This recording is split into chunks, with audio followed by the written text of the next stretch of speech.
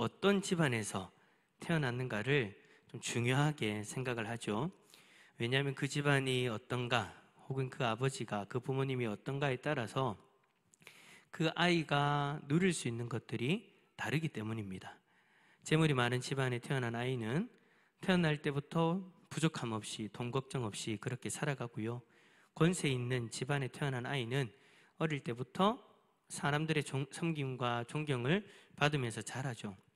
물론 태어날 때의 환경을 극복하고 자수성가한 훌륭한 분들도 계시기도 합니다. 하지만 태어날 때부터 누구의 자식인가는 우리 인생에 큰 영향을 끼치는 것이 현실이기도 합니다. 여기에 있는 우리도 서로가 다른 환경에서 태어났고 그렇게 자랐고 우리가 이 자리에 있죠. 하지만 우리 모두 동일한 출생의 비밀이 있습니다. 아버지가 같다는 건 아니고 배다른 형제라는 건 아니고 동일한 출생의 비밀이 있는데 그것은 우리가 다시 태어났다라는 겁니다. 요한복음 3장에서는 바리새인 중에 니고데모라는 자가 예수님을 찾아와가지고 이야기를 나눈 장면이 기록되어 있죠. 그때 예수님은 니고데모에게 사람이 거듭나지 아니하면 하나님 나라를 볼 수 없다라고 그렇게 말씀을 하셨어요. 이 말을 듣고 니고데모는 이렇게 이야기하죠. 사람이 어떻게 다시 날 수 있습니까? 라고 말입니다. 어머니의 태에 다시 들어갔다가 다시 나와야 되냐? 어처구니 없다는 식으로 그렇게 이야기를 하죠. 그렇습니다. 여러분, 니고데모의 얘기가 틀린 이야기는 아니에요. 우리에게 있어서 동일한 출생의 비밀이 있다고 했는데 그것이 다시 태어났다라는 것, 여러분, 이게 얼마나 말이 안 되는 그런 이야기입니까? 우리가 어떻게 다시 태어날 수 있습니까? 이미 한번 태어나서 수십 년이 지난 그런 상황 속에서 어떻게 우리가 다시 태어날 수 있냐라는 거예요. 어머니 뱃속에 다시 들어갈 수도 없는데 말입니다. 하지만 예수님은 사람이 다시 태어나지 아니하면, 즉 거듭나지 아니하면 하나님 나라를 볼 수 없다라고까지 그렇게 말씀을 하세요. 즉 천국에 들어갈 수 없다는 얘기죠. 자, 그렇다면 예수님이 말씀하시는 거듭남의 비밀은 뭡니까? 자, 우리 요한복음 3장 5절 말씀 화면을 보면서 한번 읽어봅시다. 시작. 예수께서 대답하시되 사람이 물과 성령으로 나지 아니하면 하나님의 나라에 들어갈 수 없느니라. 아멘. 자, 여기서 물과 성령으로라고 하였는데 여기서 물은 죄 씻음을 이야기하는 것이고 성령으로는 성령으로 인침받는 그런 것을 이야기하는 거죠. 칼빈은 여기에 대해서 물과 성령은 동일한 하나님의 행동, 즉 성령에 의한 정화 작업을 뜻하는 것이다 라고까지 이야기합니다. 즉 천국에 들어가기에 합당한 모습으로 태어나려면 죄 씻음을 받는 성령의 역사가 있어야 된다라는 거예요. 자, 그렇다면 이 성령의 역사는 여러분 우리에게 어떻게 주어집니까? 요한복음 3장 14절 이후로 쭉 보면 광야에서 뱀을 든 것 같이, 놋뱀 사건 있잖아요, 그죠? 그렇게 뱀을 든 것 같이 예수님이 들려질 때에 하나님의 독생자이신 그 예수 그리스도를 믿으면 하나님의 자녀가 되는 권세를 주신다라고 그렇게 말씀하시잖아요. 죄의 자녀였던 우리가 하나님의 자녀로 다시 태어난다라는 거예요. 어떻게 하면은요? 예수 그리스도를 믿으면. 우리는 예수 그리스도를 믿으면 죄 사함을 받고 성령의 인침으로 하나님의 백성이 되어지는 줄 믿습니다. 그러면 여러분 우리는 저 천국에 합당한 사람이 되어서 천국으로 입성할 수 있는 거예요. 하나님의 백성이 되어지면 이렇게 천국의 영생을 누리는 놀라운 복이 주어지는 것이죠. 그런데 그것이 전부가 아니라고 이야기합니다. 하나님 백성으로 다시 태어나게 될 때에 우리가 누릴 수 있는 것들이 더 많이 있다라는 것을 성경은 우리에게 이야기를 해요. 이 모든 만물을 창조하시고 주관하시는 하나님이 우리의 아버지가 되시니 우리에게 주어지는 놀라운 일들이 있다라는 거죠. 특별히 또 오늘 18절의 말씀을 보니까 하나님의 자녀가 누리는 그 놀라운 일을 기록하고 있습니다. 이 시간 우리에게 주어진 이 놀라운 일을 살펴봄으로 인해서 이 놀라운 일을 더욱 풍성히 누리시는 우리 성도님들 다 되어질 수 있기를 축복합니다. 자, 18절 상반절 우리 화면 보면서 한번 읽어봅시다. 시작. 하나님께로부터 난 자는 우리가 아노라. 아멘. 우리는 18절 말씀을 통해서 그리스도인과 죄의 관계에 대해서 보게 되어집니다. 이 관계는 우리가 신앙생활을 하면서 언제나 하는 그런 고민이지 않습니까? 구원받은 우리가 이 땅 가운데 살아갈 때에 우리는 날마다 순간순간마다 죄와 싸움을 하죠. 죄에 대해서 그래서 항상 고민을 합니다. 어떻게 하면 이 죄를 이길 수 있을까? 어떻게 하면 이 죄로부터 자유할 수 있을까? 그렇게 고민을 하면서 살아가죠. 최소한 내가 예수 그리스도를 믿고 하나님 앞에서 정결하게 살아가고자 하는 마음이 있는 성도라면 말입니다. 그런 고민들을 한다라는 거예요. 그런데 놀라운 것은 뭐냐? 하나님께로부터 난 자, 즉 그리스도인들은 모두 범죄하지 않는데요. 그리고 요한이 뭐라고 얘기합니까? 이것을 안다. 그 하나님께로부터 난 자는 죄를 범하지 않는다. 나는 이것을 정확하게 알고 있다 라고 요한은 이야기를 하는 거예요.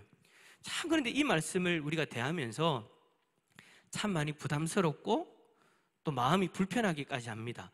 왜냐하면 우리도 하나님 백성이 되었다고 했는데 하나님 백성이 되어도 여전히 죄를 지으면서 그렇게 넘어지기 때문이죠.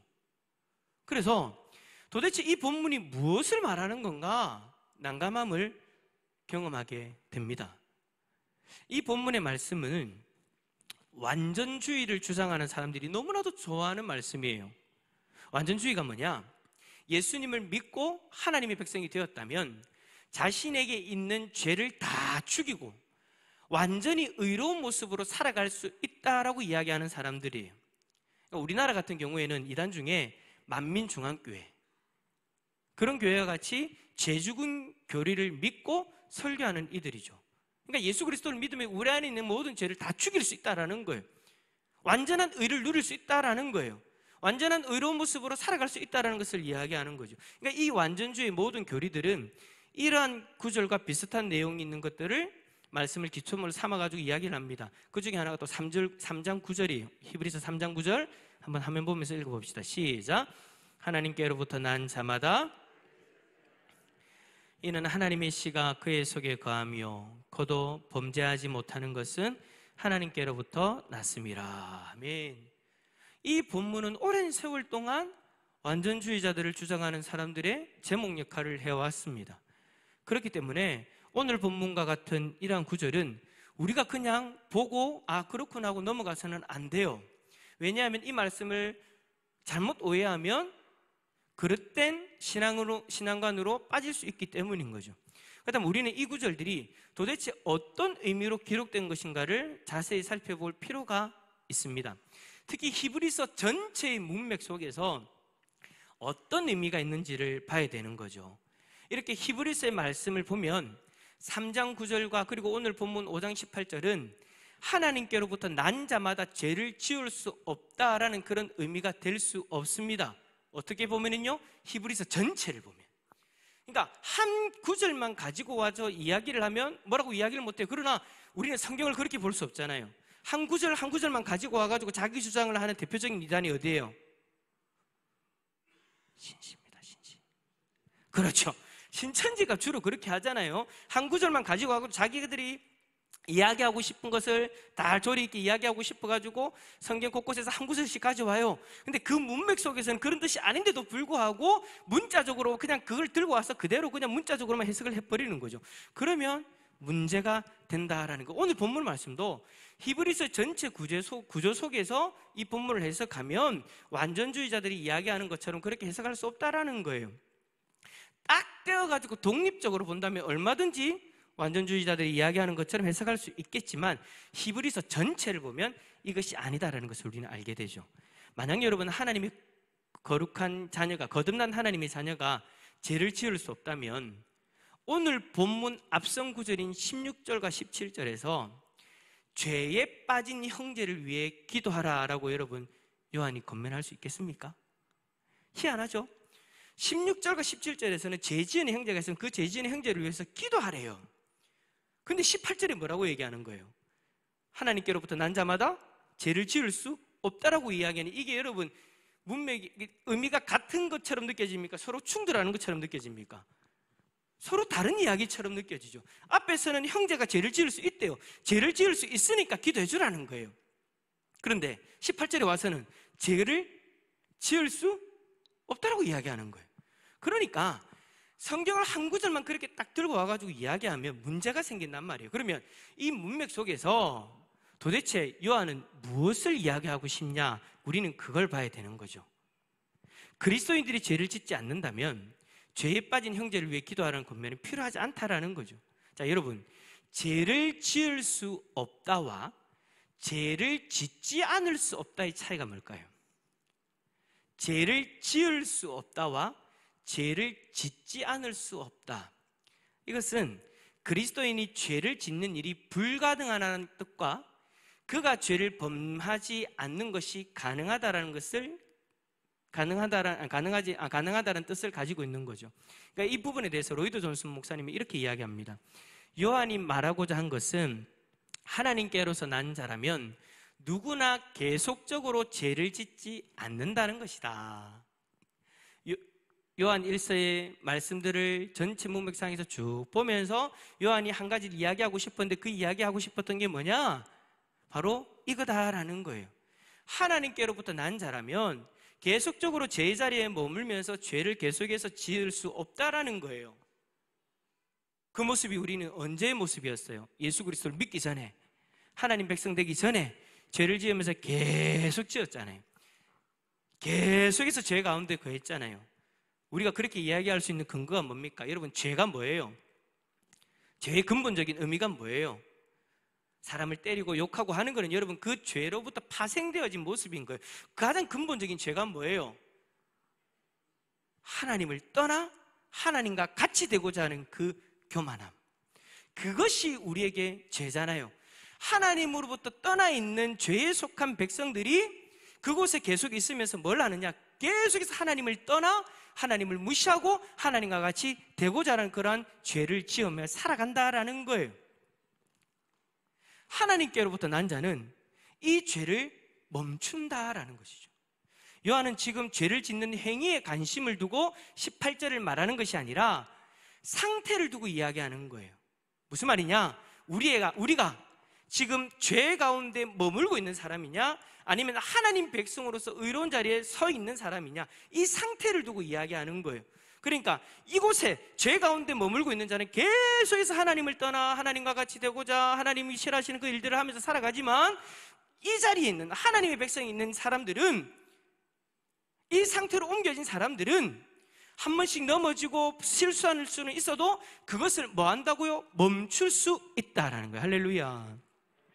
멈출 수 있다라는 그것을 이야기하고 싶은 거예요. 그리스도인, 곧 하나님께로부터 난 자라면 누구나 죄에 대하여 불신자와 다른 상태에 놓여져 있다라는 겁니다. 불신자는 누구의 지배를 받습니까? 사단의 지배를 받습니다. 그들은 모든 삶이 죄에 종속된 삶이고 그들은 죄 안에 거하고 있는 거예요. 그래서 하나님을 인정하지 않고 하나님을 떠나서 하나님과 같은 존재로서 살기 위해서 언제나 그 자리에 있죠. 하지만 그리스도인들은 다르다라는 거예요. 그리스도인들은 이제 불신자와 전혀 다른 영역에 서 있는 거예요. 요한이 1장에서 이렇게 이야기합니다. 하나님께로서 나지 않은 사람은 어둠 속에 걸으며 살아가는 자이지만 하나님께로부터 난 사람은 빛 가운데에서 하나님과 동행한다. 할렐루야. 이 모습이 저와 여러분의 모습인 줄 믿습니다. 그러나 우리는 여전히 불안함을 느낄 때가 있어요. 나의 연약함을 보니까, 내 능력, 내 생각, 내 말하는 거, 행동하는 것들을 보니까 악한 자, 곧 사단이 우리를 넘어뜨리려고 할 때, 미혹하려고 할 때 우리가 하나님께로부터 난 자라고 하더라도 잘못된 길로 가는 것은 아닌가에 대한 불안함이 우리들 가운데 여전히 있다라는 거예요. 근데 오늘 말씀 보니까 우리가 절대 불안할 필요가 없다라고 이야기합니다. 18절 말씀 다시 한번 읽어봅시다. 18절입니다. 시작. 하나님께로부터 난 자는 다 범죄하지 아니하는 줄을 우리가 아노라. 하나님께로부터 나신 자가 그를 지키심에 악한 자가 그를 만지지도 못하느니라. 아멘. 우리가 연약해서 죄 가운데 쉽게 넘어질 수 있는데 왜 불안해하지 않아도 된다고요? 하나님께로부터 나신 자, 하나님께로부터 나신 자, 누구 얘기하는 걸까요? 바로 예수 그리스도. 그 예수 그리스도가 우리를 뭐 하신다고요? 지키신답니다. 할렐루야. 예수 그리스도는 하나님의 아들로서 이 세상에서 영적 투쟁을 하며 살고 있는 성도들과 함께 하시고 당신의 말씀과 성령을 통해 지키신다라는 거예요. 여러분, 마태복음 28장 20절 화면 보고 읽어봅시다. 시작. 볼지어다 내가 세상 끝날까지 너희와 항상 함께 있으리라 하시니라. 아멘. 우리 주님이 우리와 함께 하십니다. 세상 끝날까지 함께 하십니다. 예수님이 우리와 함께 하시면서 우리에게 어떤 일을 하시냐? 요한복음 10장 28절. 내가 그들에게 영생을 주노니 영원히 멸망하지 아니할 것이요 또 그들을 내 손에서 빼앗을 자가 없느니라. 주님은 우리에게 영생을 주시는데 어느 누구도 주님 손에서 우리를 빼앗을 자가 없대요. 어느 누구도 예수님 손에서 우리를 빼앗을 자가 없다라는 말은 무슨 말입니까? 주님이 우리를 지켜주신다라는 거예요. 우리를 붙들어 주신다라는 거예요. 우리를 결코 놓지 않으신다라는 거예요. 예수님이 우리와 함께 하십니다. 우리와 함께 하시면서 무엇을 하신다고요? 우리를 지키신다라는 거예요. 무엇으로부터요? 오늘 18절 말씀 보니까 악한 자로부터. 악한 자가 뭐예요? 바로 사단이잖아요. 사단이 우리를 만지지도 못하도록 우리를 지켜주십니다. 찬송가 422장에 이런 가사가 있죠. 나그네와 같은 내가 힘이 부족하오니 전능하신 나의 주여 내 손잡고 가소서. 예수님이 우리를 지켜주시기 때문에, 우리와 함께 하시기 때문에 우리는 이 찬양의 고백을 할 수 있는 줄 믿습니다. 예수님이 우리와 함께 하지 않고 우리를 지켜주지도 않는데 우리가 어떻게 주님 내 손 잡아주세요라고 이야기할 수 있어요? 저랑 오늘 여러분들이랑 하루 종일 떨어져 지냈잖아요. 근데 제가 여러분한테 전화해가지고 제 손 좀 잡아주세요 한다고 여러분 제 손 잡아줄 수 있어요? 떨어져 있는데 어떻게 잡아줘요? 마음은 목사님 손 잡아드릴게요 라고 할 수는 있어요. 마음은 권사님 제가 손 잡아드릴게요 라고 할 수 있지만 실질적으로 손을 잡아줄 수가 없어요. 왜? 떨어져 있으니까, 함께하지 않으니까. 함께하지 않기 때문에 그 요청 자체를 할 수가 없는 거예요. 근데 함께 하신다라는 그 말씀이 있기 때문에 우리는 주님 앞에 손을 펼칠 수 있습니다. 주님, 나 혼자 힘으로는 힘듭니다. 주님 내 손 잡아주세요. 그때 주님이 함께 하시기 때문에 우리의 손을 잡아주시는 줄 믿습니다. 찬송가 494장 만세반석 열린 이를 작사한 톰 레이디는 이렇게 고백합니다. 나를 지키시는 주권자는 보이지 않으나 영원토록 늘 곁에 계셔서 변치 않고 구해주시며 전능하신 권능으로 다스리시고 명하시네. 그의 미소와 위로가 나에게 넘치고 그의 은혜는 이슬처럼 내릴 것이며 구원의 든든한 성벽으로 흔쾌히 내 영혼을 둘러 지키시네. 이 고백이 저와 여러분의 고백이 되어질 수 있기를 축복합니다. 사랑하는 성도 여러분, 하나님께로부터 난 우리는 악한 자가 만지지도 못하도록 예수 그리스도가 지켜주십니다. 그래서 우리가 죄의 늪에 빠져서 헤어나오지 못하는 불상사가 다시는 일어나지 않는다라는 거예요. 넘어질 수 있어요? 그때마다 주님이 우리의 손을 붙들고 이렇게 세워주십니다. 눈물을 흘릴 때가 있어요? 그때마다 주님이 우리의 눈물을 닦아주시며 우리를 붙들어 주십니다. 힘이 없어서 지쳐있을 때가 있어요. 그때 주님이 손을 붙들고 이끌어 주십니다. 잠시 넘어질 수는 있지만 죄의 미혹에 마음을 빼앗기지는 않아요. 예수 그리스도가 함께 하시기 때문에. 사랑하는 성도 여러분, 예수님이 오늘 이 밤 여러분의 손을 꼭 붙들고 여러분들을 지키고 계심을 믿음의 눈으로 바라볼 수 있기를 축복합니다. 오늘 저녁에 우리를 꼭 붙들고 계신 그 주님의 이름을 찬양하면서 예수님만 의지하는 복된 밤 되어질 수 있기를 예수 그리스도 이름으로 축원합니다.